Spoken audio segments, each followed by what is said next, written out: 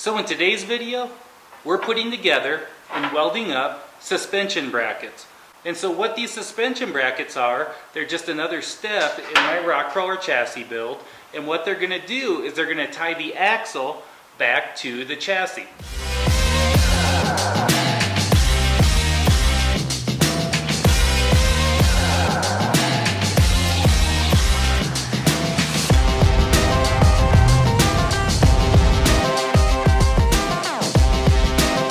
When you order it, they come in a bag, all just kind of in flat plate, and then you put it all together. And it's very easy to tell how they get put together. You put it together and weld it up. However, one thing that I've learned over the years is heat likes to warp things. So for example, if you just put these together with the heim joint and then tack it all together and then weld it, I've found that heat will warp it, and then as soon as you try to go put your heim joint back in, it won't fit. The heat will kind of pull it shut. So one thing I like to do is to cut a spacer. Just take a spacer, cut it just a hair longer. These are at 2.62 inches, and I cut one just a hair longer, put it in there, put a bolt through it, then weld it all together, pull this out. It's going to be pretty tight because the heat pulled it together, and then your heim joint will fit in there very nicely and where it's supposed to. Unfortunately, I had to deal with that in the past where they did not go together very nicely, and that was a real pain in the butt. So in the future, always make them just a hair bigger than you need to, and leaving a spacer in there, make sure that they kind of stay in place with a bolt. So I ordered these brackets from TMR Customs because I ordered pretty much all my brackets from TMR Customs. I'm not affiliated or associated with them. However, I like the brackets they make. They put in some nice detail, and they come with weld washers. Weld washers kind of help make sure that the holes in these plates last longer and don't get wallowed out over time, because I've had that happen on other builds in the past. And so it just kind of helps make sure that this bolt doesn't just wear into the plate as easy, and kind of doubles the surface area. That's kind of a nice touch. I feel like that's a nice added touch when ordering brackets. These are the brackets that go down on the axle, and then there's brackets that go onto the frame that look very similar, and they have a heim joint and then a suspension link that ties it all together, like I'll show here in this quick picture. But it's an important part of the chassis build, and to get it all together and to be able to attach the axle to the chassis. So what I've got here is one of the shock mounts. This is one of the mounts that's going to go up on the chassis, and then it's going to tie the shock down to the axle. And so I did the same thing right here. I put a spacer in there for 1.25 inches so that my shock fits in there nicely and I don't have to fight with it later.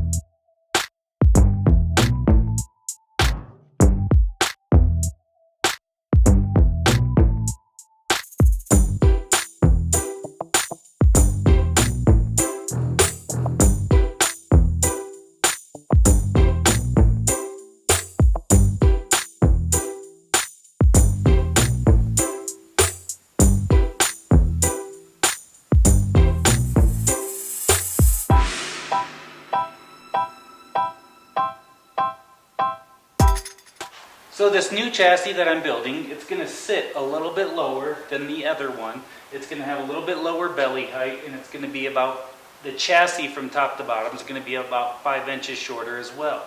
This one's going to be air shock going from here to there, and it's not going to have as much up travel as this other one. This other one's a leading arm, trailing arm type suspension with about the shock set at about 50% up travel and 50% droop, where this one's going to be more like 25 or 30% up travel with about 70-75% droop.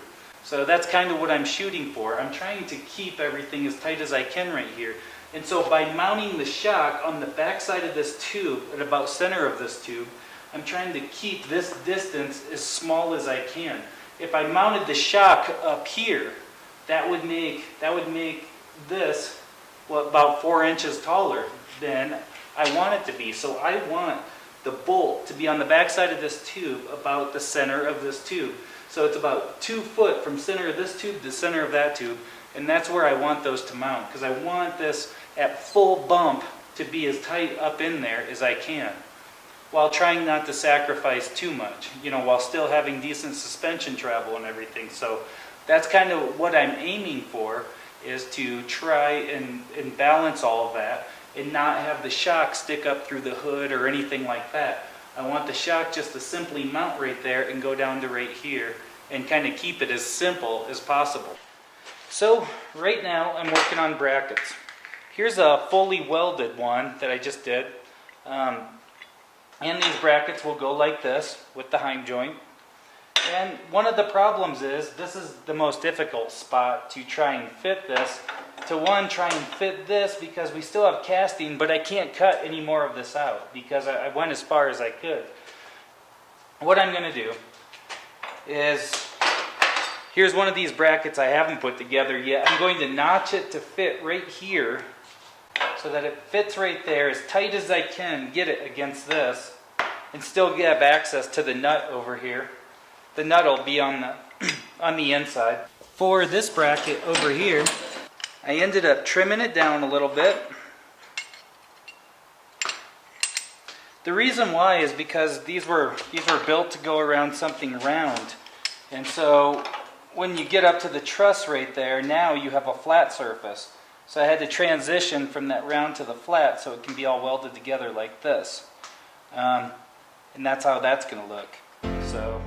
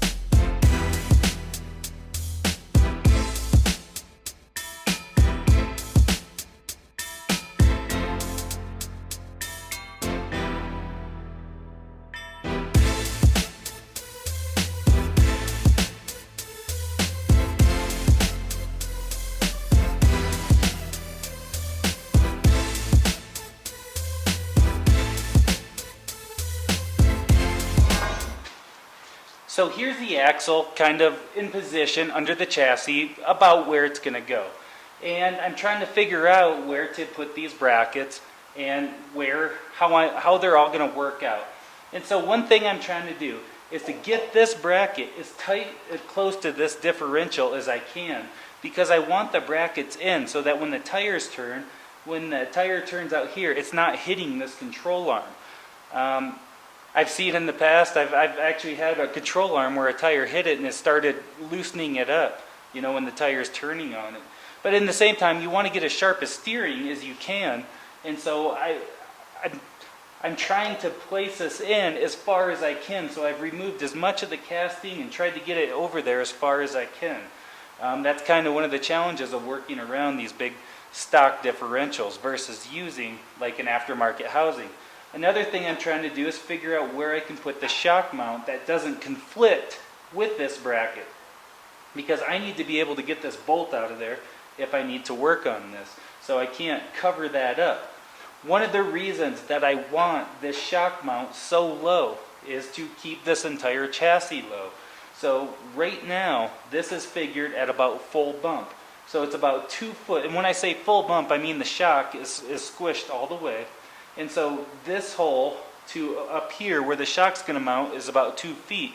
And that's the collapsed length of about a 16-inch Fox air shock. And so where this is sitting right now is about where I figure the full bump is going to be on that shock. And then now I know how much room I have up here under the chassis frame, and anything that's going to be an issue over here that might not work together, because I also have to fit the upper link brackets up here and then control arms going down to right here. So by building it at full bump, I can see if I'm going to have any conflicts or anything's not going to work together. This is an 18-inch Fox coilover that I have laying around. While it's a coilover, it's got the threads on it, it's still the same size shock body. The only thing about the coilover, also down on the bottom, it has a bigger bottom base for catching the spring. But what I wanted to do was see how much room I'm going to have around this bracket and how tight things are going to be.